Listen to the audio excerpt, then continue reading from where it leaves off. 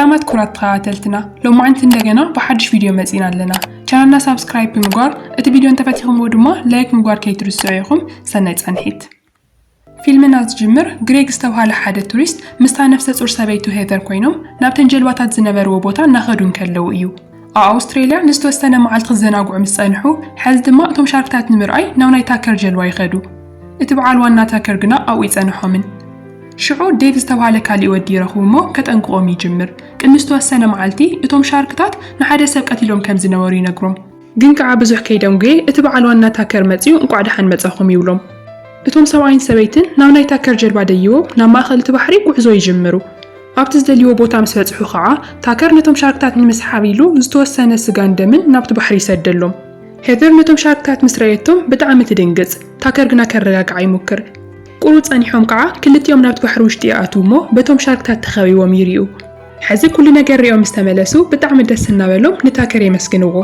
ሽዑ ታከር ሓደ ዘይተጸበይዎ መደንገጽ ነገር ይገብር ካራ ኣውፂኡ ንግሪግ ኣፍ ልቡ ይወግኦ እሞ ደፊኡ ናብቲ ባሕሪ የጽድፎ ኣብቲ ሰዓት ግሬግ በቶም ሻርክታት ካብ ምብላዕ ወጻኢ ካልእ ክገብሮ ዝኽእል ነገር ኣይነበረን ብድሕሪ እዚ ናይቲ ፊልም ምርኢት ይቕየር እሞ ዘፈር ዝተባህለት ሓንቲ ኣሜሪካዊት ኣብ ማእኸል እቲ ባሕሪ ኮይና እናሓመሰት ሂወታን ትነብር ንርኢ ካብቲ ባሕሪ ወጻኢ ከዓ ናብ ሓደ ሱፐርማርኬት ምስ ኣተወት ሞሰስ ዝበሃል ካልእ ወዲ ትፋልጥ ብሓደ ናብ ደገ ምስ ወፁ ናይ ሞሰስ መኪና ተዋላሽያ ስለ ዝነበረት ዘፈር እቶም ኬብላት ኣብ ምዕራይ ትሕግዞ ኣብ ማእኸል ትዘረብኦም ከዓ ብዛዕባ ምሕማስን ናይ ባሕሪ ፀወታታትን የዋግዑ ስለ ዝነበሩ ነንባዕሎም ክፋተው ይጅምሩ እቲ ለይቲ እውን ናብ ናይ ዘፈር መኪና ኣትዮም ክልቲኦም ብሓደ ይሕልፍዎ ብጽባሒቱ ንግሆ ምስ ኮነ ሞሰስ ቀዲሙ ተላዒሉ ቁርሲ ክሰርሐላ ይጅምር ድሓር ቁርሲ ሒዙ ክምለስ እንከሎ ግና ዘፈር መኪና ሒዛ ከይዳ ትጸንሖ ሞሰስ ተናዲዱ ደው ኢሉን ሓዚኑን ይተርፍ ዘፈር ግና ክትሕምስ ኢላ ናብቲ ባሕሪ ትኸይድ ግን ቅድሚ ካብ መኪና ኣሙራዳ ካብ ሞሰስ ሓደ መልእኽቲ ይመጻ እሞ ንምንታይ ከም ዝኸደት ይሓታ ዘፈር እውን ንሱ ምንም ጥፋት ከም ዘይነበሮን ክትሕምስ ስለ ዝደለየት ብቻ ናብቲ ባሕሪ ከም ዝኸደት ትነግሮ ኣብቲ ሰዓት ታከር ብድሕሪት መጺኡ ሃንደበት የጥቃዕ እሞ ዓርሳ ከም ትስሕት ይገብር ናብ ባልጃ ውሽጢ እትዩ እውን ናብ ጀልቡ ሒዝዋ ይኸይድ ቁሩብ ጸኒሑ ሞሰስ ናብቲ ባሕሪ ይመጽእ ናይ ዘፈር መኪና እውን ኣብኡ ደው ኢሉ ይረኽባ ዘፈር ባዕላ ግና የላን ደጋጊሙ ክድውለላ እንከሎ ስልካ ውሽጢ መኪና ኮይና ትጽውዕ ድሕሪ ዝተወሰኑ ሰዓታት ዘፈር ካብ ምድቃሳ ክትነቅሕ እንከላ ኣብ ውሽጢ ጀልባ ኮይና ኢዳ ድማ ናብቲ ዓራት ተኣሲሩ ትርኢ ኣጋጣሚ ኣብቲ ክፍሊ ሄዘር እውን ኢዳ ተኣሲሩ ኣብ ካሊእ ዓራት ነይራ ዘፈር ዓዊላ ምጽዋዕ ትጅምር ሄዘር ግና ምንም ጥቕሚ ከም ዘይብሉን ማንም ሰምዕን ሰብ ከም ዘየለን ትነግራ ቁሩብ ጸኒሑ ታከር ምግብን ማይን ሒዝለን ይመጽእ ናብቲ ማይ መደቀሲ መድሓኒት ከም ዝገበረሉ ግና ክልቲአን ይተረድአንን ሽዑ ክልቲአን ካብቲ ማይ ክሰትያ እንከለዋ ውነ ነጥፊአን ይድቅሳ ብዙሕ ከይደንጎየት ዘፈር ክትነቅሕ እንከላ ኣብ ወንበር ኮፍ ኢላ ኢዳ እውን ናብቲ ወንበር ተኣሲሩ ትረኽቦ ታከር ድማ ኣብ ቅድሚታ ኮይኑ ካሜራ እናስተኻኸለ ነይሩ ታከር ሓደ ስዊች ክነክእ እንከሎ ሄዘር ብገመድ ተኣሲራ ኣብ ልዕልቲ ባሕሪ ትንሳፈፈላ እቶም ሻርክታት ከዓ ኣብ ታሕቲ እናሓመሱ ይጽበይዋ ኣለዉ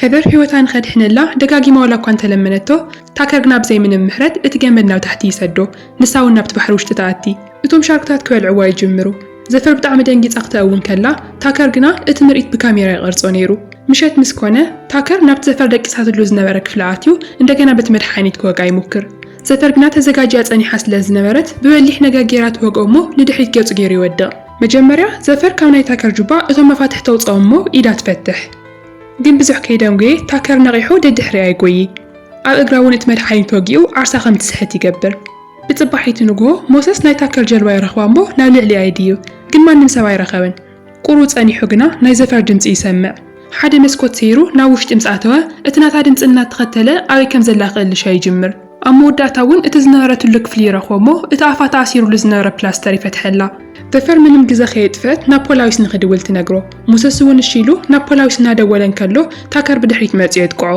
ኣብ መንጎ ክልቲኦም እምባእሲ ይጅመር ብጽባሒቱ ንግሆ ሞሰስ ካብ ምድቃሱ ክነቅሕ እንከሎ ንሱ እውን ምስ ዘፈር ኣብ ሓደ ክፍሊ ተኣሲሩ ንርኢ ቁሩብ ጸኒሑ ታከር ናብቲ ክፍሊ ይመጽእ እሞ ንሞሰስ ቀትሎ ይዘጋጀ ዘፈር ደጋጊማ ንኽሰድወላ እንተለመነቶ ታከር ግና ናታ ጻውዒት ምንም ኣይመሰሎን ስቑኢሉ ሒዝዎ ናብ ደገ ይወጽእ ከምቲ ንሄዘር ዝገበራ ንሞሰስ እውን ናብ ገመድ ኣሲሩ ኣብ ልዕሊ እቲ ባሕሪ የንሳፍፎ ሓደ ስዊች እናነኽአ ክንቀሳቐሶ እንከሎ እቶም ሻርክታት ከዓ ኣብ ታሕቲ ኮይኖም ኣብ ዙርኡ ምዛር ይጅምሩ ኣብቲ ሰዓት ዘፈር ሓደ ሓሳብ ይመጸላ ንሞሰስ ምንም ከይንቀሳቐስን ኣብ ሓደ ቦታ ደው ንኽብል እንትመኽሮ ሞሰስ እውን ከምቲ ንሳ ዝበለቶ ይገብር ሽዑ እቶም ሻርክታት ምንም ከይበልዎ ካብኡ ስቕ ኢሎም ርሒቖም ይኸዱ ታከር ዝክር እንከሎ ብጣዕሚ ይናደድ ንሞሰስ ብትገመድ ስሒቡ ናብቲ ጀልባ የደይዎ እሞ ኣብ ከብዱ ብካራ ይወግኦ ሕዚ ሞሰስ ብደም ጠልቂዩ እናሃለወ መሊሱ ናብቲ ባሕሪ ይሰዶ ግን ዕድሉ ጽቡቕ ኮይኑ ሓንቲ ሄሊኮፕተር በቲ ጥቕኦ መካባቢ ትሓልፍ። ኣብቲ ሰዓት ታከር ንሞሰስና ውሽጢ እቲ ካብ ምሕባ ወጻኢ ካሊእ መማረፂ ይነበሮን። ናብቲ ዝወሰሩሉ ክፍሊ ምስ መለሶም ሞሰስ ብበዝሒ ደም ምፍሳስ ዓርሱ ይስሕት። ዘፈር እዚ ክትርኢ እንከላ ከዓ ብጣዕሚ ሕማቕ ስምዒት ይስምዓ። ምክንያቱ ሞሰስ ናብዚ ኩሉ ጣጣ ዝኣተወ ብሰንካ ከም ዝኾነ እያ ትሓስብ። ሽዑ ዘፈር ሓደ ከቢድ ውሳነ ትውስን። እቲ ኢዳ ተኣሲራትሉ ዘላ ካቲና ንምፍታሕ እቲ ዓባይ ፃውዕታ ትሰብራ። ግን ሕዚ እውን እቲ ካቲና ካብ ኢዳ ክወፀላ ኣይከኣልን። ብቓንዛ ብቻ ዓዊላ ተኣዊ ነይራ። ቁሩብ ጸኒሓ እቲ ዓባይ ፃውዕታ ብስና ትነኽሳ እሞ እቲ ካቲና ካብ ኢዳ ይፍታሕ።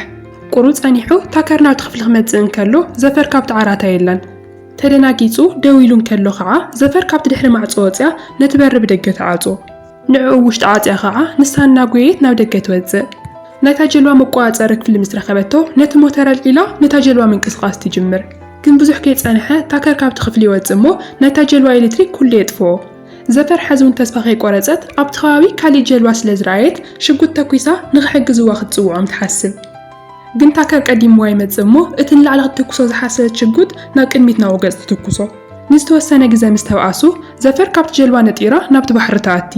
ታከር ድማ ብንእሽተይ ጀልባ ገይሩ ደድሕሪኣ ይስዕባ። እቲ ባሕሪ ሓሚሳ ምስ ወፀት ታከር ኣብቲ ጫፍ የርክባ እሞ ኣፋ ዓፊኑ እንደገና ዓርሳ ንኽትስሕት ይገብራ። ድሕሪ ዝተወሰነ ሰዓታት ዘፈር ክትነቅሕ እንከላ ንሳብ ገመድ ተኣሲራ ሞሰስ ድማ ወንበር ኮፍ ኢሉ ንክሪኣ ይገብሮም። ታከር ከምቲ ልሙድ ካሜርኡ ይዘጋጅዩ እቶም ሻርክታት ንዘፈር ከልዕዋ ይጽበሎ። ሞሰስ ንኸቋርጾ ላና ለመኖ እንተነበረ ታከር ግና ንዕኡ ከይሰምዐ እቲ ገመድ ስቑኢሉ ንታሕቲ የውርዶ። ዘፈር እውን ኣብቲ ሰዓት እቲ ዝመጻ ነገር ስቑኢልካ ካብ ምቕባል ወጻኢ ካሊእ መማረፂ ይነበረን። ድሕሪ ዝተወሰነ ደቓይቕ ዘፈር ኢዳና ደሜት ኣብ ማእኸል እቲ ባሕሪ ወላ እንተነበረት እቶም ሻርክታት ግና ምንም ኣይነኽእዎን። ታከር እዚ ክርኢ እንከሎ እቶም ሻርክታት ንምንታይ ከምኡ ከም ዝገበሩ ክኣምን ኣይከኣልን። ድሓር ግና ሓደ ዓብዪ ሻርክ እናመፀ ኣፍሪሒዎም ከም ዝኾነ ይርኢ። ታከር ሓደ ዓብዪ ዕንጨይቲ ገይሩ ነቲ ዓብዪ ሻርክ ከባርሮ ይሙክር። ግን ድማ ፈሪሑ እንከሎ እቲ ዓብዪ ዕንፀይቲ ናብቲ ባሕሪ ማእኸል ይኣቲ። ሽዑ ዘፈር ነቲ ዓብዪ ዕንፀይቲ ተጠቒማ ካብቲ ባሕሪ ንምውፃእ ትሙክር። ብኡ እናተሰሓበት ኣብ ፍርቂ ምስ በፅሐት ግና ኢዳን ሸራቲትዋ ትወድቕ እሞ ናብቲ ባሕሪ እንደገና ትጸድፍ። ደስ በሃሊ ነገሩ ካብኡ ብምውዳቓ እቲ ተኣሲራትሉ ዝነበረት ገመድ ይፍታሕ። ግን እቲ ገመድ ወላ ተኣሲራተ ዘይነበረት ምስቲ ዓብዪ ሻርክ ግና ፊት ንፊት ትጋጠም። ሕዚ እውን እቲ ዝገርም ነገር እቲ ሻርክ ምንም ኣይበላን።